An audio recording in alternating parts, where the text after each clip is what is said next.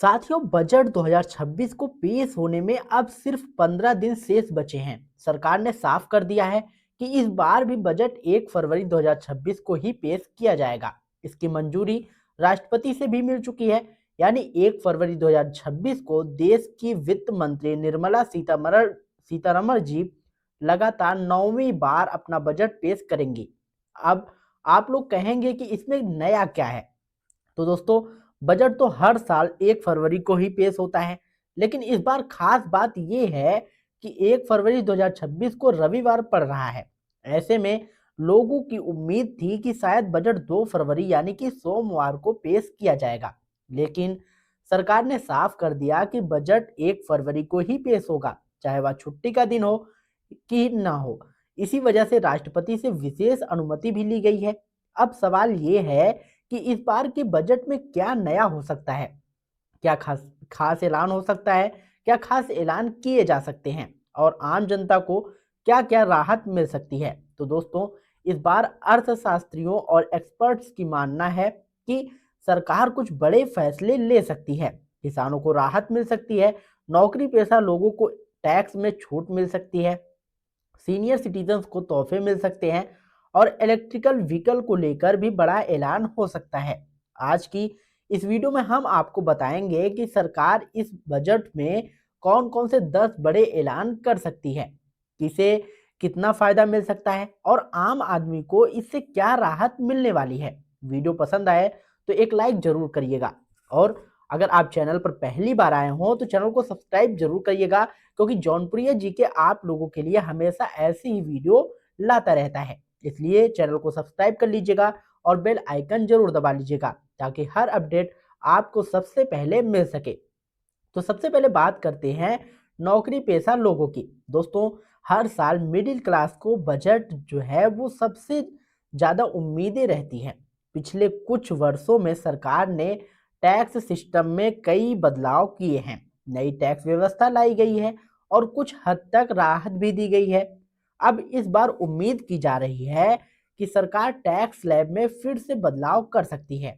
Expert का मानना है कि रिबेट की सीमा को बढ़ाया जा सकता है, ताकि मिडिल क्लास को और राहत मिले।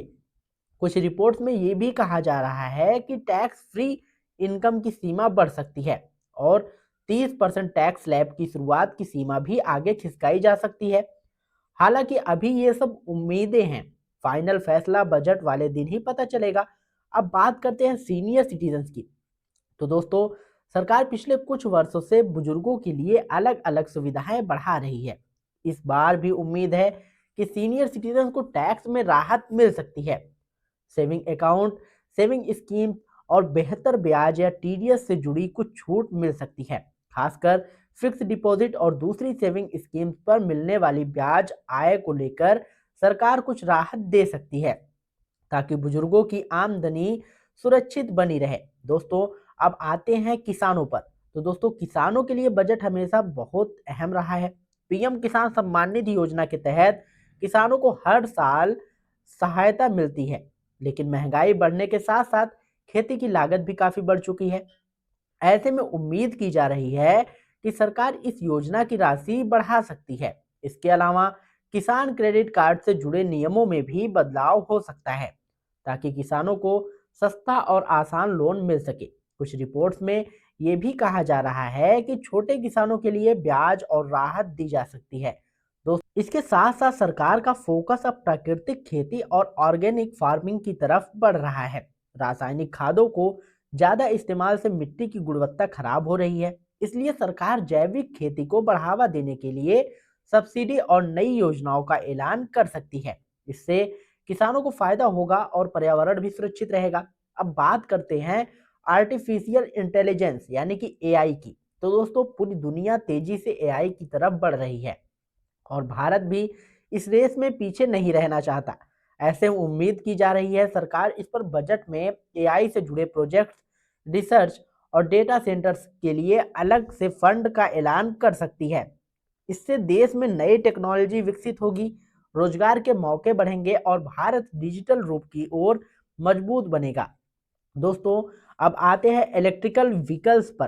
प्रदूषण आज भी देश की सबसे बड़ी समस्याओं में से एक बन चुका है। पेट्रोल और डीजल वाहनों से निकलने वाला धुआं पर्यावरण को काफी नुकसान पहुंचा रहा है। ऐसे में सरकार इलेक्ट्रिकल व्हीकल को बढ़ावा देने के लिए नई सब्सिडी, टैक्स छूट और चार्जिंग इंफ्रास्ट्रक्चर को मजबूत करने के लिए बड़े ऐलान कर सकती है। इससे लोगों को इलेक्ट्रिक गाड़ियां खरीदने में आसानी होगी और प्रदूषण भी कम होगा।